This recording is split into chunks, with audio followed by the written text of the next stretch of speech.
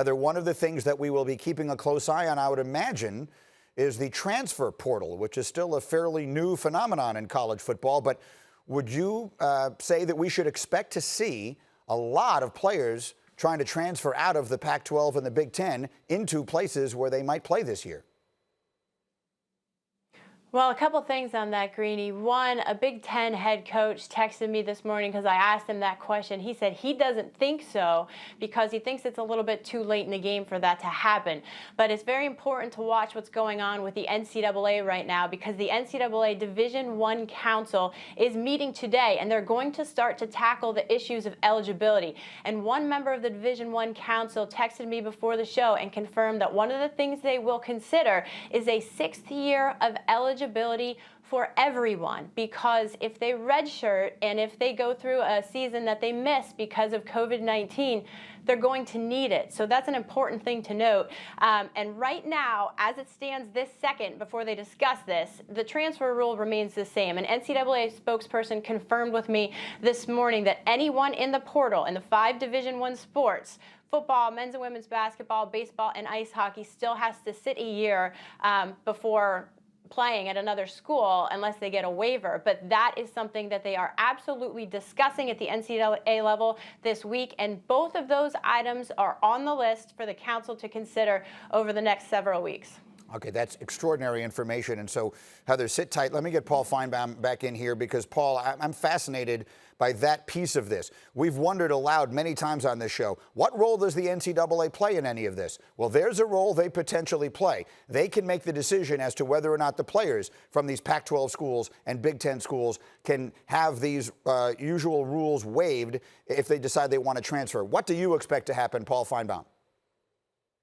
I would think they would put some teeth in it. The NCAA has been extraordinarily liberal, Greeny, in letting players move, but right now I don't think they'll do it. And by the way, if you're a player at Michigan or Ohio State or Cal or Stanford, are you really going to gamble on going someplace when you have no earthly idea whether the season is going to happen or not? You might want to call an actuary and get some real serious odds, because this football season has not been given a green light yet. All we know now are that 2 conferences are not playing and 3 are thinking about it. So I don't think anything's going to happen. I do think this is a moment for the NCAA to actually do something important and not let a mass exodus of players running around crazy and perhaps not even ending up anywhere. All right, that's a fascinating way to look at it, and I'm remiss if I had not said, look who has joined the party this morning. There's the one and only Desmond Howard, Heisman Trophy winner. Des, I have so many questions for you. You, of course, played in the Big Ten, and so that's right in the center of all of this. So let's start there. What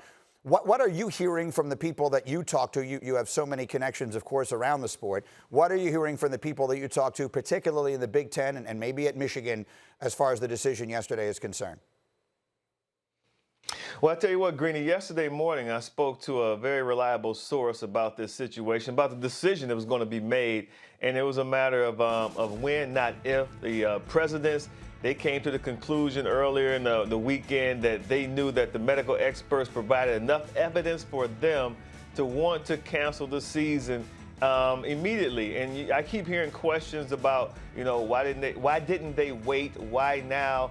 And wait for what? If you look at where the country is trending as a whole, you just don't see things letting up. So you try to attack an issue as early as you possibly can, then to try to provide answers for your student athletes. I believe that was the approach by the presidents of the universities and the commissioner, Kevin Warren. I believe that's why they decided, as opposed to just kicking the can down the road, delaying the inevitable, they said that based on the medical information that they received, that they would make the decision sooner rather than later. Now, another point is I was sitting with Joey Galloway about a year ago, and Joey gave me this really staggering statistic about the transfer portal and how many players are actually in the transfer portal. So when that issue came up last night, I instantly thought about my conversation with Joey Galloway and how it's already backlogged with so many players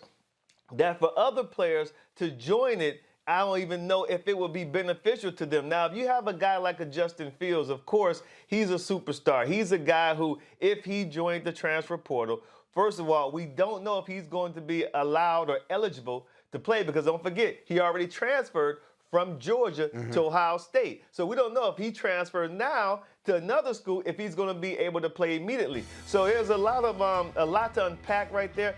But Joey always told me that there's so many guys in the portal, and then there's so few scholarships too in August. I don't know if that's going to be the answer for these guys. So speaking of sort of a bottleneck, you just heard Heather talking about what the NCAA may and may not decide to do. And Joey Galloway, of course, is with us this morning from the surface of the sun.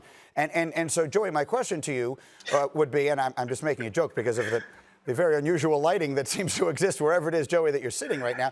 But the sun came out in Ohio.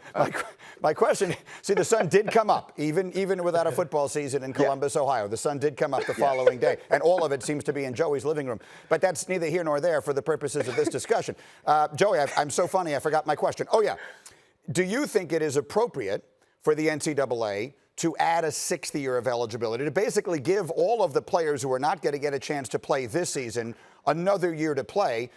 And I ask that question because your initial reaction will be, well, of course they should get the chance, but that now is going to create a whole lot of crazy circumstances, right? Because the system is designed for it to continue moving sort of like a conveyor belt. So, Joey, how will that play out? It's going to be interesting. I do believe that they should get another year of eligibility.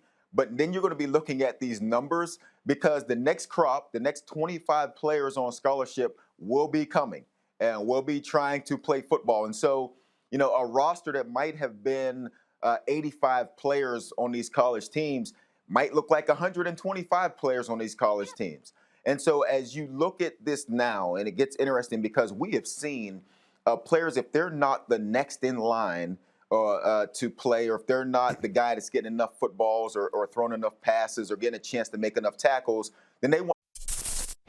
Thank you for watching ESPN on YouTube. For live streaming sports and premium content, subscribe to ESPN+.